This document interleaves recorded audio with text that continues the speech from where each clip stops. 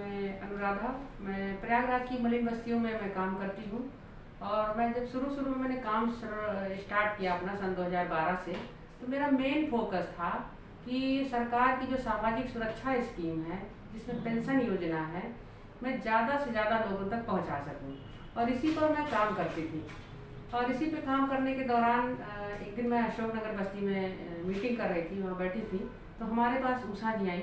तो उषा जी ने कहा, दीदी आपने सबका काम करवाया है, मेरा भी काम करवा दीजिए। तो हमने कहा, बताइए आपका क्या काम करना है। तो उन्होंने कहा कि मेरी पेंशन नहीं बनी हुई है, मेरे पति को ख़त्म हुए 10 साल हो गए हैं, मेरा बच्चा बहुत छोटा था।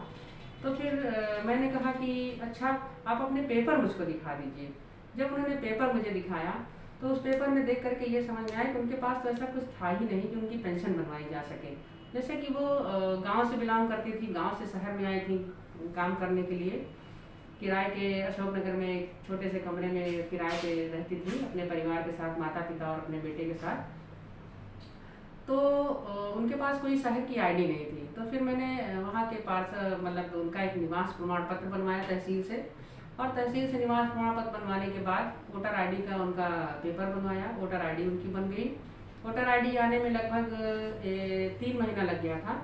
वोटर आईडी जब आ गई तो मैंने उनका जो है उनके पति का डेथ सर्टिफिकेट अप्लाई किया नगर निगम में, उनको ले जा करके। डेथ सर्टिफिकेट बनने में भी लगभग 1 महीना लग गया था। ये सारी प्रक्रिया में लगभग 5 महीना लग गया। और उसके बाद फिर फाइनली उनकी पेंशन जो है मैंने अप्लाई करवा दी।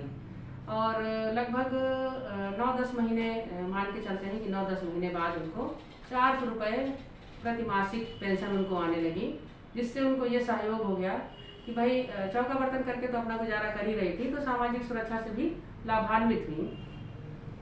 उसके बाद उन्होंने अपनी इच्छा जाहिर की कि दीदी हम जिंदगी भर किराए के कमरे में रह जाएंगे, क्योंकि ना मायके से सपोर्ट है ना ससुराल से सपोर्ट है, तो फिर हम क्या कर पाएंगे, कैसे अपना आगे जीवन चलाएंगे। ज़िंदगी भर इतनी ताकत नहीं बनी रहेगी तो हम कैसे कर पाएंगे। तो फिर 2015 में जो है एक स्कीम आई सरकार की, जो मायावती जी के टाइम में मान्यवर कांसीराम आवास योजना के तहत एक स्कीम चल रही थी, जिसमें लोगों को निःशुल्क आवास मुहैया कराए जा रहे थे। तो वो उसका चौथा फेज था। चौथे फेज में 2015 में हमारे यहाँ फाफा मोबाइल कॉलोनी बन रही थी। तो उसका आवेदन पत्र अप्रैल के महीने में भराया गया था। तो मैंने वो उनका आवेदन करवा दिया और उन्हीं के साथ साथ कई लोगों को करवा दिया था। तो अक्टूबर के महीने में जो है मेरे पास जो है फ़ोन आया तहसील से।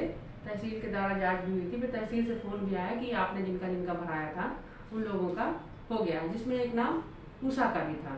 तो उषा को मैंने सूचना दी। उस दिन नवरात्रि में विसर्जन का दिन था, मतलब विजयदशमी थी। उसी दिन मेरे पास फ़ोन आया और फिर मैं बहुत खुश हो गई कि चलिए ये बहुत अच्छी बात हो गई कि जिनका जिनका भराया उनका आ गया। एक नाम उसमें उषा का भी था। उषा जो बहुत दुखी रहती थी कि उनके पास मकान नहीं है।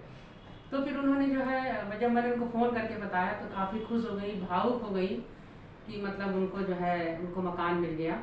और नवंबर के महीने में उन लोगों को कब्जा लेटर मिल गया और वो लोग अपने घर में रहने लगे। उषा आज अपने परिवार के साथ बहुत खुश हैं। उनका बेटा भी बड़ा हो गया है, वो भी मतलब कमा करके उनके उनका हाथ बटा रहा है।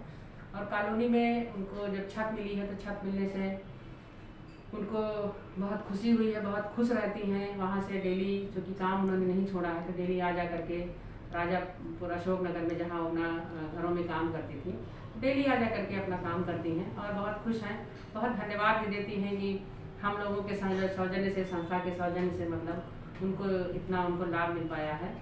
तो ये हमारे लिए भी अच्छा है और उनके लिए भी अच्छा है। और मैं हमेशा आगे ऐसे ही लोगों के लिए काम करती रहूँगी।